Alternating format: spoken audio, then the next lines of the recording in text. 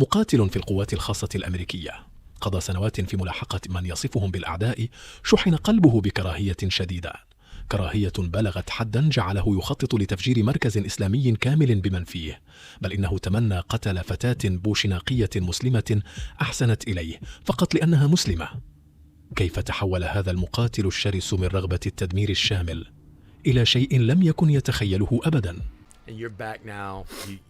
You're feeling abandoned. You're feeling lost. You're still now sort of at the prime mentally with this hatred, this dehumanization. Now, was there an influx of Muslim refugees or people coming into Muncie? Is that, or was there always a community there? Well, yeah. See, that's the thing. There always was a community there. They never stood out to me really. With Muncie, you know, it had been a mailing address for many years, really, more than anything, because I had broken time. I had 2 years between the Marine Corps and the Army, where I tried to be a civilian. That was a bad idea. I'm lucky I made it out alive. But I joined the Army, and I had already came to Muncie. I came to Muncie to fight. I was trying to make it as a kickboxer, and then I slowly got into the cage. And, you know, because of drinking and womanizing, that never panned out. I ruined myself. You know, I was good. Man, I don't know if I was UFC good, but I was good. I get it. You know, and, but yeah, so I killed myself that way. I lost that window. So I went into the Army. And they were more than happy to take me in. Took me in, and you know, they was like, I got, you know, hooked up with a really high speed unit, and you know, became an operator again, and man, it was off to the races. Did some great things, man, some fun things. You know, it was hunting down war criminals in Bosnia in 2004, right, and Afghanistan and in Iraq, and oh my gosh, it was incredible. But you know, now it's all gone, man, and it's like, I have nothing, you know. I got money at the time. I had plenty of money, actually, you know, and so I didn't really need to do anything. So I have all this time to think now about all these people who ruined my life, ruined my destiny, stole it from me. Bam. I got some Muslims right here. I can take care of them. Do one last thing for my country. Make that stand that we are not going to take it anymore, right? So I took my time. I devised a plan. It's over the course of probably a couple years, you know. What was the plan? To put a bomb together, simple bomb, and do my best to level the Islamic Center. When I first looked at it, when I first started doing the recon for it, they didn't have the location they have now. They were actually in a house that was right off of campus, and it was in a residential area. So I slowly kept with the process of putting a bomb together, but waited because I didn't like that idea, because there was too many Americans around. I didn't really want to hurt the Americans, right? Not that almost everybody inside the Islamic Center was actually an American. Yeah. So I backed off a little bit. Then they moved, and they kind of got this out of the way building. You know, it was still close to some other, and I knew there would be some residual harm that was going to happen, but I think it would be minimal. I tried my best as best I could, in the knowledge I had about explosives, to make this so it had as little impact on these other people as possible. And it just went into motion, full gear. And I was ready to all I had to do was, my plan was on a Thursday night, late night. I had a place for it. I already did that recon, and I was just going to set it down and wait for them to have their service the next day in the afternoon. Sit across over at that bank, dial it in. Do you remember exactly where you were when you got that impulse, when you got that idea? Do you remember how it started? I mean, was there a process that went from sort of an idea into, I'm actually going to execute this? And honestly, I don't think so. I think it was just, this is what I'm doing. I mean, okay. Oh, good idea. Let's do this. Kind of like when you're at the supermarket and you're checking out and you see, oh man, I really want that Twix bar. You know what I mean? And It was you get that it. simple. Yeah. And that's what a lot of my shame comes into being.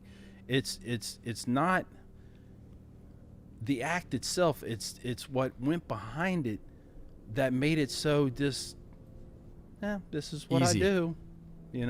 Yeah. Why did you look at them as the cause of you being in the situation that you were in?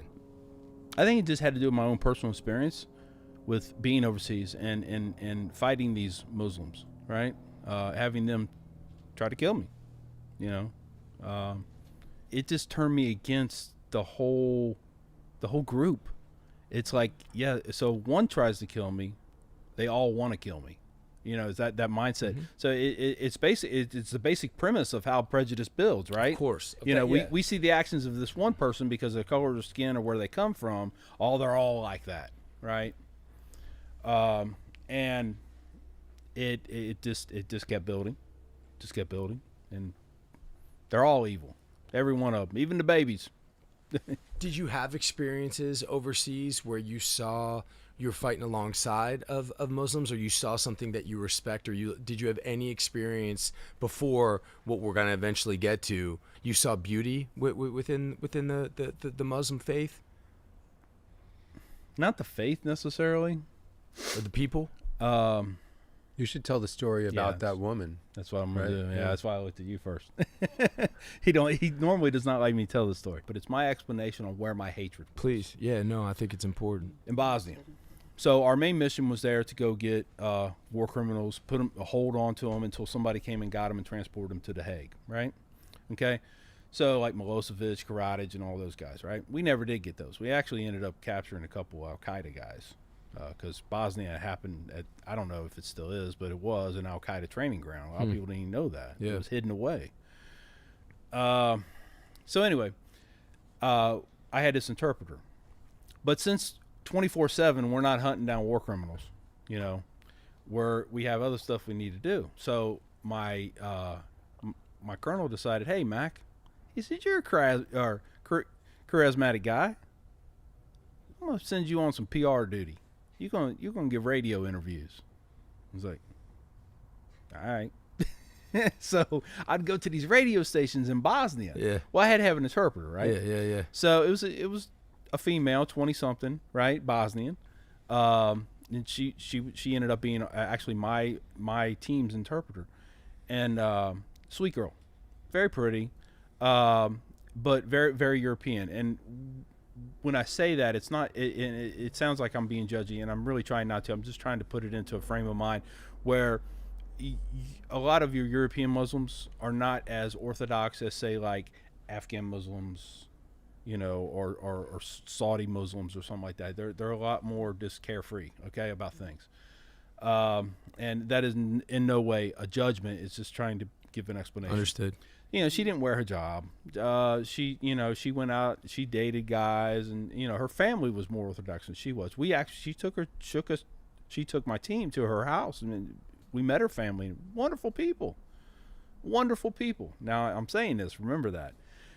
And this girl, we had so much respect for her. She took care of us, and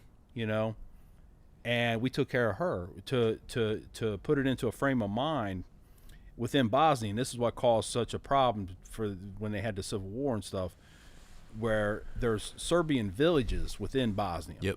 Okay. And we went into one of the Serbian villages to try to get some information. I sat down and met with the police chief there, and my interpreter's here. He's Serbian, she's Bosnian. Of course, I didn't know exactly what they were saying, but his tone and her reaction told me that he was not being very nice. Right, something was up. I got up, pulled out my M4, pulled it up, said, if you ain't got nothing nice to say, you shut the hell up. Mm-hmm. Just you like that. Tell him that. And then because, because I was like, she's with me. She's with you, yeah. Right? Now, I like her, but I hate her, right? But she's with me, I'm taking care of her, okay? Plus, I know without her, I'm probably not going to get out of town. So And my friends asked me, we were sitting in the chow hall one day, and some friends I was with, we were sitting there eating, and we started talking about how much I hated Muslims, because these are part of the group that's like, dude, you need to chill. They said, well, what about Sarah, man? You like Sarah? I said, dude, I do, man. She's great. I said, man, I do just about anything for her, but there's going to come a time when she got to go. So what do you mean? She's Muslim, dude. She got to go. I said, but because I do like her and I do respect her, I said, I hope I'm the one that's there to do it. Wow. Because I'll just put a 9 to the base of her skull and she'll go quick and painless. But she's still got to go. Wow. That's hatred, man. Yeah. I mean, that you can't get any better explanation on the hatred that I felt in that way. Yeah. To actually have a desire to take the life of someone that I like, you know, that's been good to me. That's hatred. I wrestle with that sometimes, because that's evil, man. Yeah. That's the foundation of evil, and I can't. I don't know. I don't know. Anyway, where were we at? قصة هذا الجندي هي دليل على أن جوهر الإسلام قادر على تغيير أعتى القلوب وأقساها. إذا أثرت فيكم هذه القصة، لا تنسوا الإعجاب بالفيديو والاشتراك في قناة فيرا